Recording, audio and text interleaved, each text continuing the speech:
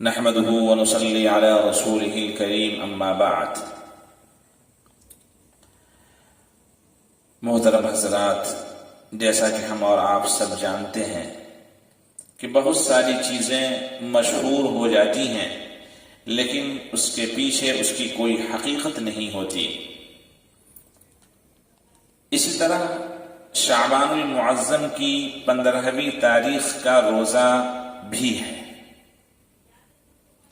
بہت سارے لوگوں نے اس کو ضروری سمجھا ہے، حالانکہ قرآن و حدیث کے مطالعے سے یہ بات سمجھ میں آتی ہے کہ 15ویں شعبان کے روزہ رکھنے کی تاکید یا وجوب یا فرضیت قرآن اور حدیث سے ثابت نہیں ہے، بلکہ اصل معاملہ یہ ہے کہ حضور پاک صلی اللہ علیہ وسلم نے شعبان کے مہینے کو اپنا مہینہ اور رمضان کے مبارک مہینے کو اللہ کا مہینہ قرار دیا ہے، اور کثرت سے اس مہینے میں آپ روزے کا اہتمام فرماتے تھے۔ اسی طرح ہر مہینے کے 13، 14، 15 تاریخ کو آقا صلی اللہ علیہ وسلم روزہ رکھنے کا اہتمام فرماتے۔ لہذا اس بنیاد پر اگر کوئی انسان روزہ رکھے کہ آقا صلی اللہ علیہ وسلم نے اس مہینے میں روزہ رکھنے کی کثرت فرمائی ہے، ہم بھی اس مہینے میں روزہ رکھیں اور چند روزہ رکھتے ہوئے 15ویں شعبان کو بھی روزہ رکھ لیں تو یہ ایک اچھی بات ہے، ثواب کا کام ہے۔ لیکن اس کو ضروری سمجھ کر رکھنا یہ عقیدے کی کمزوری اور غلطی پر مبنی بات ہے۔ کوئی انسان صرف 15ویں شعبان کا ہی روزہ رکھے اور پورے شعبان میں روزہ نہ رکھے اور یہ بھی سمجھے کہ یہ روزہ رکھنا ضروری ہے تو غلط بات ہو جائے گی۔ شعبان کے معنی میں پھیلانے کے آتے ہیں، پھیلانا۔ رمضان کے معنی میں جلانے کے آتے ہیں، یعنی اللہ اپنے رسول اپنے محبوب صلی اللہ علیہ وسلم کے ذریعے سے برکتوں کو، رحمتوں کو اس مہینے میں پھیلاتا ہے، اور اسی طرح رمضان میں انسانوں کے گناہوں کو جلاتا ہے۔ تو آقا کی نسبت کی بنیاد پر اس مہینے کی بڑی فضیلت ہے، اہمیت ہے، اس کی برکت ثابت ہے۔ پیسے کو آگ لگانے کی ضرورت نہیں ہے، جیسے پٹاخے چھڑاتے ہیں، پٹاخے داغتے ہیں، گویا پیسوں میں آگ لگاتے ہیں۔ یہ کہیں بھی شریعت اس کی اجازت نہیں دیتی۔ اسی طرح قبرستان جانے کو ضروری سمجھنا یہ بات صحیح نہیں ہے۔ ہاں، رسول پاک صلی اللہ علیہ وسلم ایک دفعہ اگر گئے ہیں تو زندگی میں انسان ایک دفعہ سنت سمجھ کر چلا جائے تو اچھی بات ہے۔ ہر سال ضروری سمجھنا، قبروں کی صفائی ستھرائی کرانا، اس پر نقش و نگار کا انتظام کرنا، اور ہر سال قبرستان میں جانا اور ضروری سمجھنا اور لائن میں کھڑے رہنا، یہ اچھی بات نہیں ہے، یہ خراب بات ہے۔ احادیث کی روشنی سے یہ بات معلوم ہوتی ہے کہ شب برات اور زیادہ وضاحت کے ساتھ لیلۃ القدر کے بارے میں یہ بات آئی ہے کہ اللہ تبارک و تعالی گناہوں کے معافی کا پروانہ عطا کرتا ہے، مگر چند لوگ ایسے ہیں، بدقسمت ہیں، محروم قسمت والے ہیں، جن کے گناہوں کو اللہ معاف نہیں فرماتا، ان کی مغفرت نہیں کرتا۔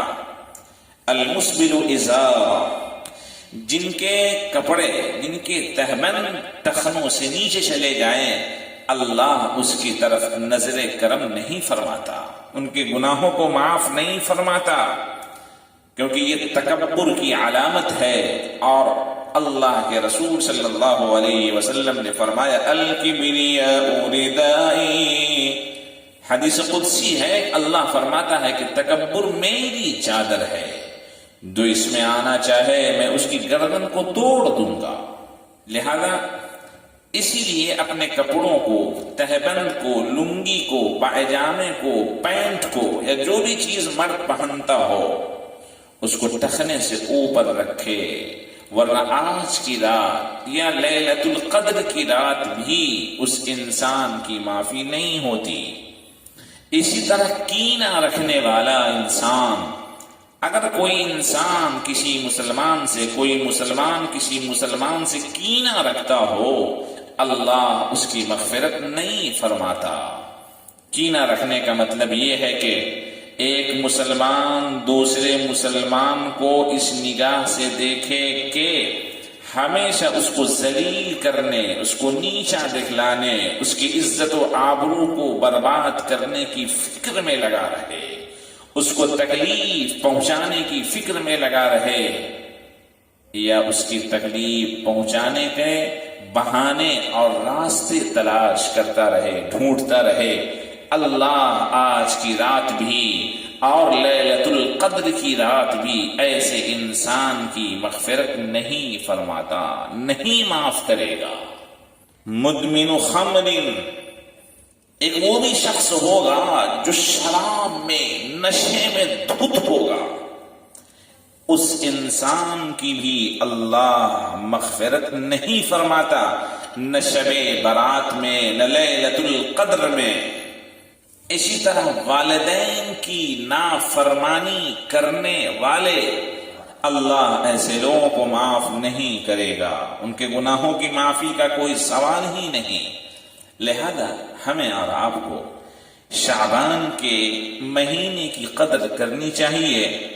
اصل کام یہ ہے کہ قرآن پاک کی تلاوت ہونی چاہیے اور اس کا ہونا چاہیے، بیوی شوہر کو سناوے، شوہر بیوی کو سناوے، ایک حافظ حافظ کو سنائے، دوسرا حافظ اس دوسرے حافظ کو سناوے۔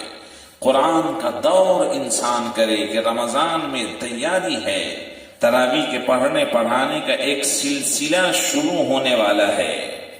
اسی طرح ہر انسان فکر میں لگا رہے کہ ہمارے قرآن کا ریہرسل، ایکسرسائز ہو جائے، جہاں غلطیاں، کوتاہیاں کسی طرح کی بھی ہو، مدوں کی، اخفا کی، اظہار کی، ادغام کی، اقلاب کی، کسی طرح کی بھی وہ غلطی درست ہو جائے۔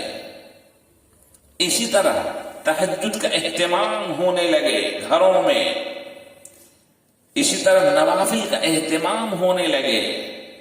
تو اصل تو اس مہینے میں یہ سب کام کرنے کے ہیں، زیادہ سے زیادہ روزے رکھے جائیں، لیکن 15 شعبان کے بعد روزے نہ رکھے جائیں، تاکہ رمضان کی تیاری میں بدن میں کمزوری نہ ہو، بلکہ بدن طاقت و قوت والا ہو، تندرست ہو، چاق و چوبند ہو، کہ بہترین سے انسان رمضان کا استقبال کرے گا، روزہ رکھے گا، قرآن کی تلاوت کرے گا، تراویح پڑھائے گا، تراویح سنے گا، وتر کی پابندی کرے گا، قیام اللیل یعنی تہجد کی بھی پابندی کرے گا، اور ہمیشہ تسبیحات کی صبح و شام پابندی رکھے گا۔